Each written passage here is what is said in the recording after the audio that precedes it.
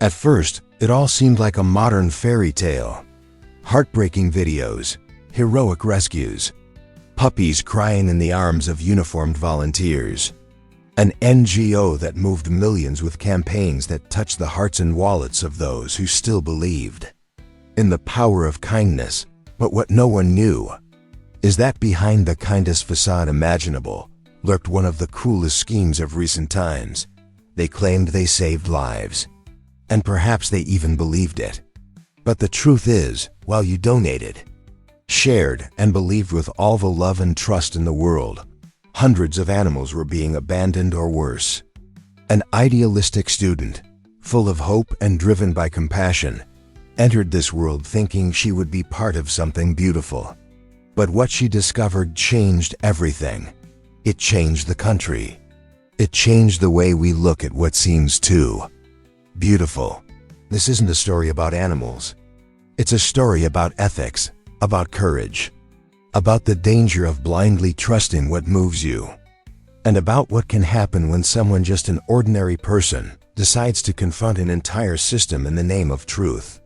Brace yourself. What you're about to see next isn't easy, but it's necessary, because sometimes it's in the midst of darkness that true light is born, and that light came from someone no one expected.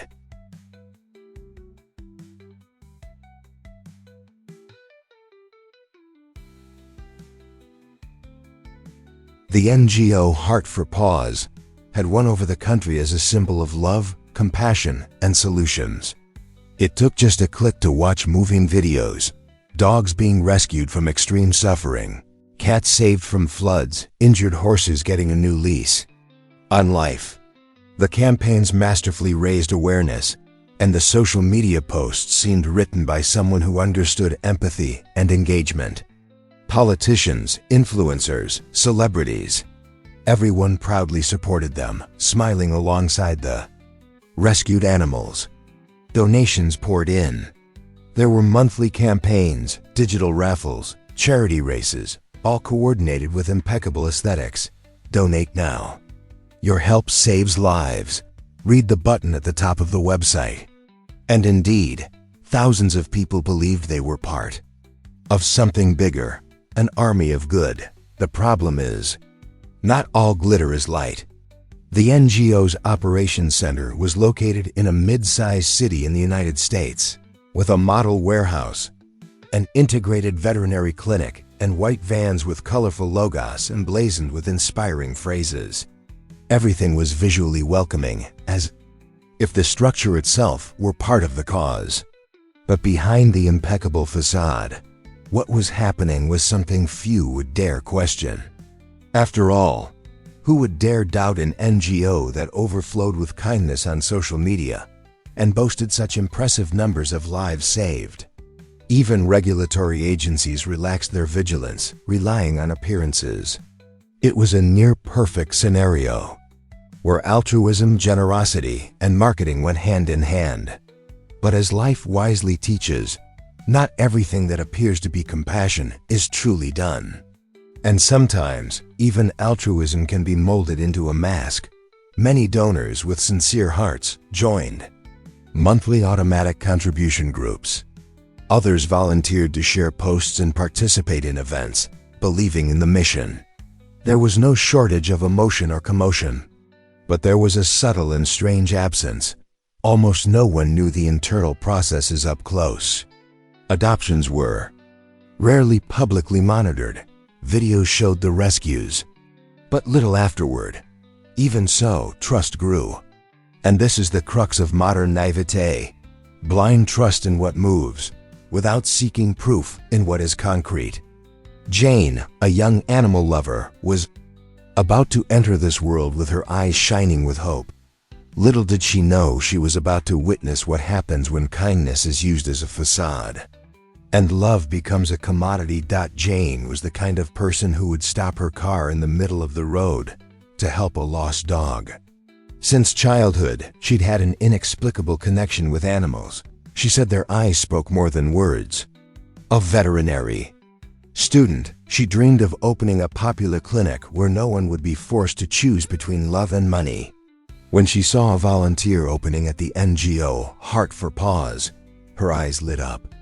It was a chance to combine purpose, empathy, and learning. At the interview, she was greeted with broad smiles, colorful folders, and a seemingly committed team. There were standardized uniforms, badges with motivational messages, and a schedule of activities that overflowed with inspiration. Jane felt she was in the right place.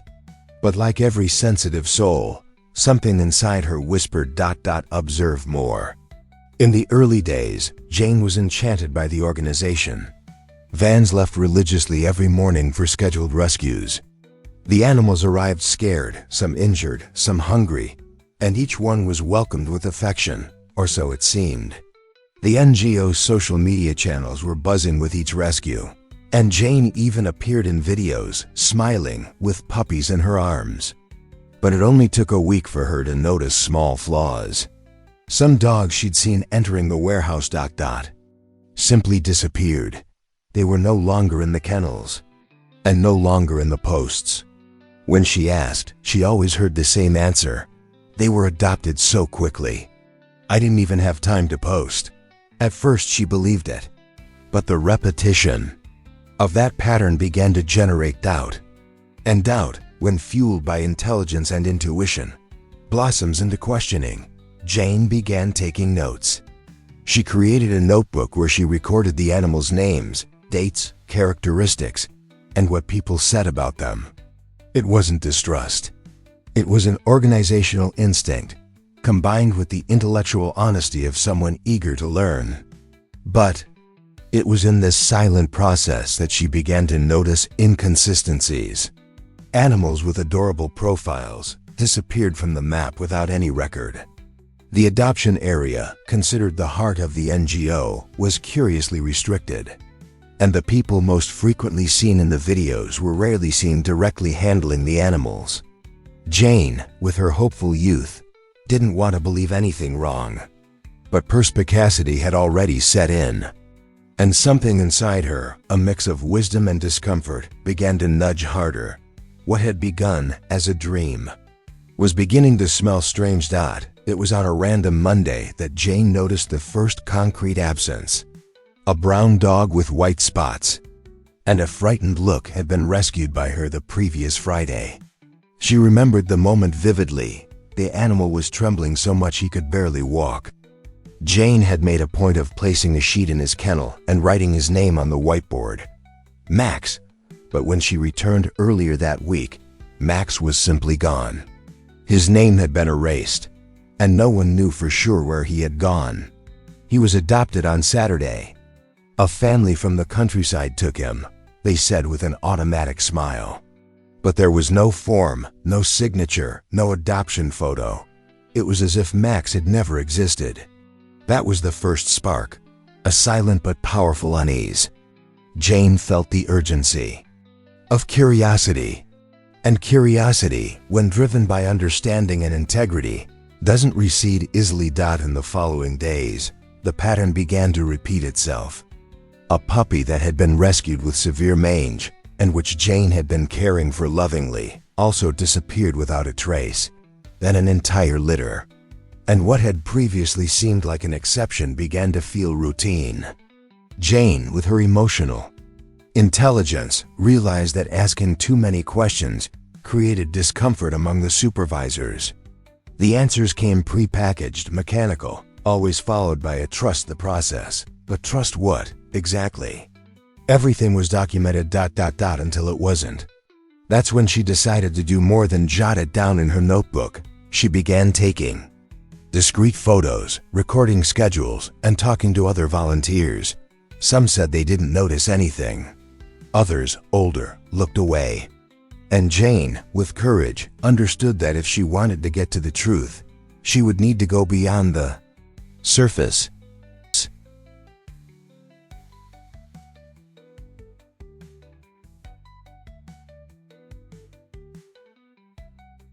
Inspired by examples of whistleblowing that changed the course of stories like that of Aaron Brockovich, who faced an entire corporation with resilience and humility, Jane armed herself not with accusations, but with facts.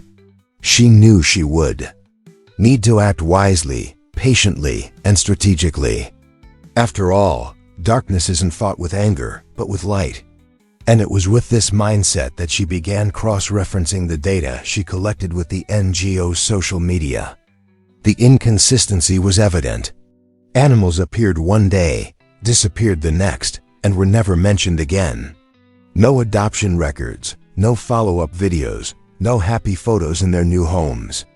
What was behind these disappearances? Jane didn't know yet, but she already sensed something was wrong, very wrong. And the only way to find out would be if she dug too deep. It was a rainy night, the kind where the sound of drops on the roof seems to amplify the silence of intentions. Jane had stayed late at the NGO's operations center, helping care for some puppies with the flu. As she walked through the hallways to turn off the lights, she noticed something unusual. The administrative office was open, and the main computer remained on. The screen displayed a partially minimized Excel spreadsheet with the enigmatic name transf_interiors.xlsx. A strange title, too technical for an NGO that prided itself on foster care. With her heart racing and a mixture of fear and curiosity, Jane approached. When she opened the file completely, what she found wasn't a list of adoptions. It was something much colder: columns with dates, license plates, animal numbers, and repeated destinations. One destination in particular caught her attention: Santa Lydia. A small town with no record of the NGO's public actions, yet mentioned dozens of times. Jane was familiar with Heart for Paws' public reports. She was a stickler for transparency and had read every publication on the website, in the annual reports, and in the accountability posts. Santa Lydia had never been mentioned. There were no photos, videos, or reports of any actions there. But on the spreadsheet, the name appeared as the final destination for dozens, perhaps hundreds of animals. Always during the early hours of the morning. Always in convoys. The frequency of the shipments was absurd, and the coldness of the data contrasted with the NGO's emotional statements on social media. Jane knew she had something big on her hands. But there, in front of that hidden document, she felt a chill run down her spine. This wasn't just an inconsistency. It was a clue. A trail that needed to be followed with intelligence, caution, and a lot of courage. Taking a deep breath, she copied the file to her flash drive, hidden in her backpack. That night, she barely slept. Fear of discovery mixed with indignation. How could someone use Compaxo as a front for something that involved disappearances and omissions? The next morning, she researched Santa Lydia. It was an isolated rural town with few inhabitants and almost no digital presence. The few images she found showed dirt roads, a few old houses, and a landscape that seemed forgotten by time. But for a modern NGO with an urban structure to send dozens of animals there, that made no sense at all. It was time to seek answers. And Jane, driven by a sense of justice and the power of kindness she still believed existed amidst the darkness, decided she would see for herself what they were hiding. Because sometimes the only way to understand a lie is to face it head on. Jane didn't tell anyone at the NGO. She knew any rash comment could jeopardize everything. So she called Noah, a childhood friend with whom she shared the silent trust that only years of loyalty build. A recent veterinarian, Noah also cared about animal causes and readily agreed to accompany her to Santa Lydia. They rented a simple car, packed the trunk with bottles of water, snacks, and printed maps. It felt like a clandestine expedition. The road was long and poorly marked. The further they drove from the city, the heavier the silence became. Upon arriving in Santa Lydia, reality hit hard. They found dozens, perhaps hundreds of dogs and cats roaming the streets. Skinny, injured, starving, many covered in mange, others with open wounds. Jane got out of the car with a lump in her throat. It was like walking through a living cemetery. A scene of abandonment, suffering, and neglect. Talking to residents, they discovered frightening stories. Simple people with tired eyes and slow speech told of white trucks arriving at night and unloading boxes, cages, and loose animals. Everything was done quietly, as if to hide. "They throw the animals far from the village, into the woods," said a tearful woman. "Some cry for days, then disappear. The stories were consistent and shocking. None of it made sense coming from an NGO that claimed to be a national benchmark for care, empathy, and transparency. Jane felt her heart break at every turn. How could someone so profoundly betray the trust of those who believe in love and compassion as tools for change? It was cruel. It was cowardly. And worse, it was meticulously planned. She knew she needed to record everything. So she pulled out her phone and started recording. With teary eyes and a soul in shock, Jane filmed every animal, every wound, every testimony. She was no longer a student volunteer. Now she was a whistleblower in the making. An advocate. A woman awakening to the difficult task of confronting a system that uses solidarity as a curtain. The images were powerful. Some were even difficult to watch. But she knew she had to show them. She had to open the eyes of those who donated unknowingly, and of those who believed without question. Because this is the fine line between hope and manipulation, when good is used as bait for evil. Jane didn't yet know what she would find ahead. But something inside her had already changed. Her innocence was gone. And in its place was born an unshakable conviction. The truth needed to be exposed. And the worst was yet to come. The next day, still in Santa Lydia, Jane decided to explore the outskirts of town, where reports of nighttime trucks were becoming more frequent. With Noah at the wheel, they followed a dirt road flanked by thick undergrowth and branches that scratched the car windows. It was there, almost hidden by the vegetation, that they spotted a low, gray, unmarked building. A warehouse forgotten by time and humanity. As they approached, the strong smell of urine, blood, and decay filled the air. Jane felt her stomach churn. She knew she shouldn't go in. But something stronger was pushing her. Empathy, responsibility, the courage. Born when indignation overcomes fear. Cell phone in hand, she pushed open the rusty metal door. And inside, she saw something she would never forget. Cages stacked high. Many of them empty, but bearing marks of struggle. Scratches on the bars, shreds of fabric, and even stuck on fur. In the corner of the room, discarded syringes, boxes of expired medications, moldy food scraps. But what cut Jane most was the silence. A morbid, heavy silence that seemed to carry the lament of everything that had been silenced inside. Outside, an elderly man appeared, startled by the noise. When Jane introduced herself, he hesitated. But upon hearing that she was from the NGO, his expression changed. "Are you back?" he asked warily. When she explained that she was a volunteer and had no idea what was going on there, he lowered his head. "I hear the screams always at night. After that, I don't see any animals around here anymore." Jane froze. Everything made sense now. The disappearance. The silence of the management. The rush to cover their tracks. She filmed everything. Every sound, every word the man said, every detail of the facilities. It was like being inside a death camp disguised as aid. The notion that animals were being sacrificed to simulate adoptions and reduce costs was too brutal even for her, as she had been preparing herself emotionally.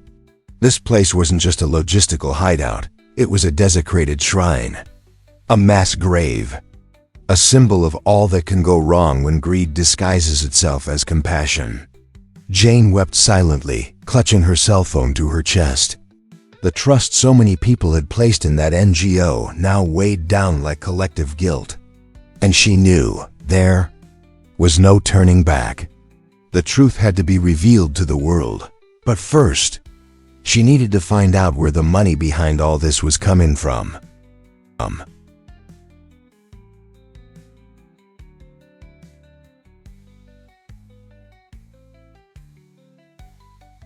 Back in the city, with the videos and testimonies safely saved, Jane began investigating the part that, until then, no one had dared question: the money.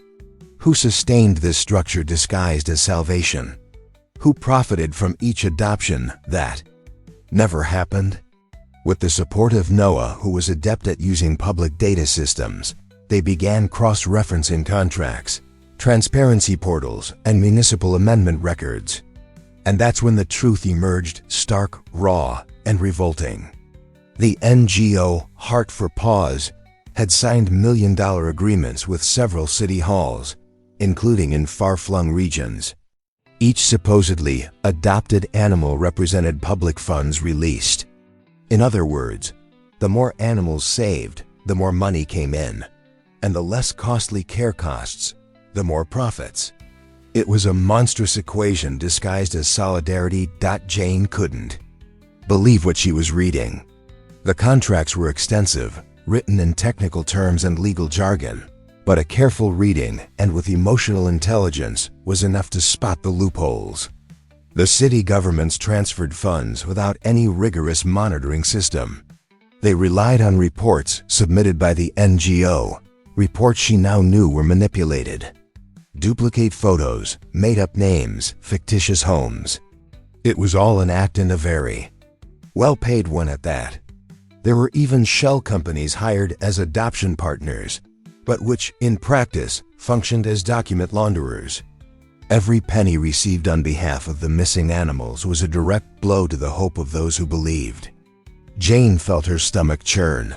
What began as a dream to help was rooted in a complex web of exploitation. Even more shocking was the discovery that part of the funds was used for advertising campaigns that reinforced the NGO's heroic image. Influencers were paid to promote staged rescues. Local media received generous donations. And politicians posed at events with puppies in their arms while, behind the scenes, they approved new funding. Jane's indignation grew with each new spreadsheet. But she also realized the scale of the structure she was up against. Alone, it would be impossible to overturn such a well-articulated scheme. But she was no longer alone. She had proof. She had courage. She had the truth on her side. And above all, she was committed to something greater than herself: the mission of defending life with honesty, understanding, altruism, and the wisdom of those who do not remain silent in the face of injustice. The time to act had come. Jane knew that what she held in her hands could change everything, but she also knew she could be crushed if she tried alone. It was time to act strategically. So she sought out an investigative journalist known for his integrity and courage, Michael Carter, a reporter for a major national website who had uncovered cases of political corruption. In a discreet meeting, she handed over the images, spreadsheets, testimonies, and everything she had gathered. Michael listened silently, taking notes. In the end, he simply said, "This is much bigger than it seems." And indeed, it was. For 2 weeks, the news team investigated thoroughly, cross-checked data, and sought new sources.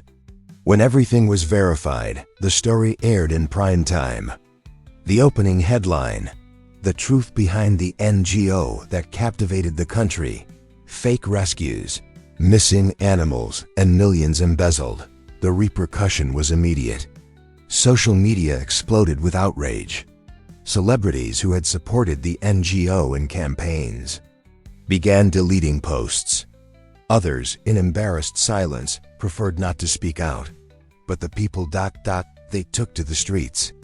Independent animal protection organizations, smaller NGOs, animal lovers, and even outraged donors organized protests. Signs with slogans like "Compassion is not a facade," "The innocent deserve justice," and "Where are the animals?" lined the doors of the NGO's central warehouse.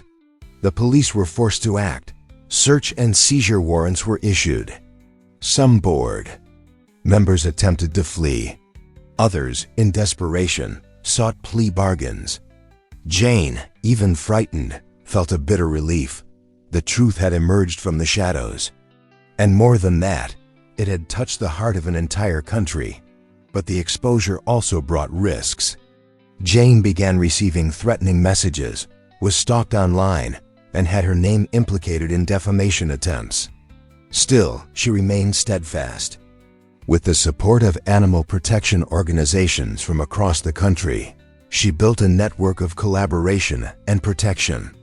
People began writing to her, recounting similar stories, denouncing other suspicious practices. The complaint became a movement, and the movement became a silent revolution. Jane became not only an active voice, but a symbol of courage, perseverance, emotional intelligence, and honesty. Her decision to confront the system not only exposed a cruel farce, but also gave voice to those who, out of fear or lack of evidence, had remained silent for so long.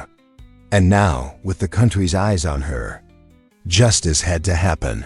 The investigation turned into a national scandal.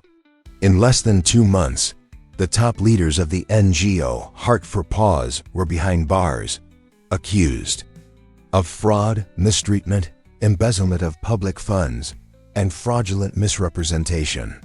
Seized documents confirmed everything Jane had reported and more. They uncovered international money transfers and shell companies linked to the illegal sale of animals. The country, once thrilled by the rescues, was now gripped by outrage. The media, previously complicit by omission, now broadcast the story in prime time, with experts debating the boundaries between emotional marketing and manipulation. Jane watched it all with a mixture of relief and pain. The truth had prevailed, but the taste was bitter. After all, no happy ending can compensate for the real suffering of those who could not be saved. Hundreds of supporters of the former NGO said they felt betrayed. Emotional comments flooded social media. "I donated for years, how was I deceived? I cried with every video. And now I see it was all a lie." There was a collective wound, an emotional trauma. Many felt guilty for having believed it. But Jane always reinforced, it's not the fault of those who love. It's the fault of those who use love as a tool for profit. This simple and honest phrase went viral. It was the perfect summary of the entire story. While the lawsuits unfolded, groups of true animal protectors organized to rescue the abandoned animals. It was a monumental effort without structure or political support, but driven by something money can't buy: genuine compassion, restored hope, and the practical intelligence born of true love.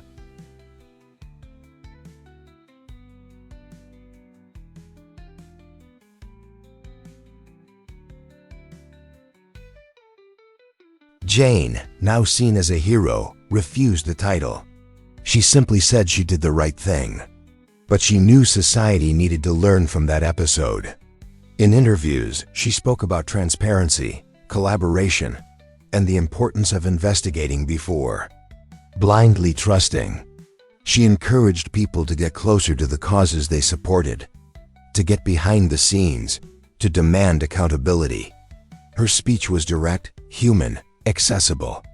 It touched because it was sincere, because it came from someone who wasn't seeking protagonism, but rather reconciliation between kindness and truth. The uprising that swept the country fueled a new social consciousness, and justice, though late, had taken the first step. But for Jane, the real challenge was yet to come, transforming all that pain into a new path of inspiration. Even with all the scars that journey had left, Jane didn't allow the pain to become paralysis. On the contrary, she decided that if the system had taken advantage of the good faith of millions, then it was up to her to prove that it was possible to do things differently. With the support of independent animal shelters, volunteer veterinarians, and ordinary citizens, she founded TruePaws, an NGO based on absolute transparency. Every penny donated was published in real time. Every adoption was documented, filmed, and shared with consent. Nothing was hidden. Nothing was improvised. Jane knew that to heal the collective trauma, trust would need to be built through actions, not speeches. And that's exactly what began to happen. Trust gradually returned. Driven by example. The new NGO quickly gained support, not because of celebrities or marketing, but because of the seriousness of its work. Videos showing unfiltered routines, humane rescue processes, and stories of real adoptions began to touch hearts, this time without manipulation. The phrase Jane chose as her motto began to circulate across the internet: help those who truly love you. It was more than a pretty phrase. It was an invitation to redefine solidarity. The country, wounded but awakened, began to look with greater respect toward true activism.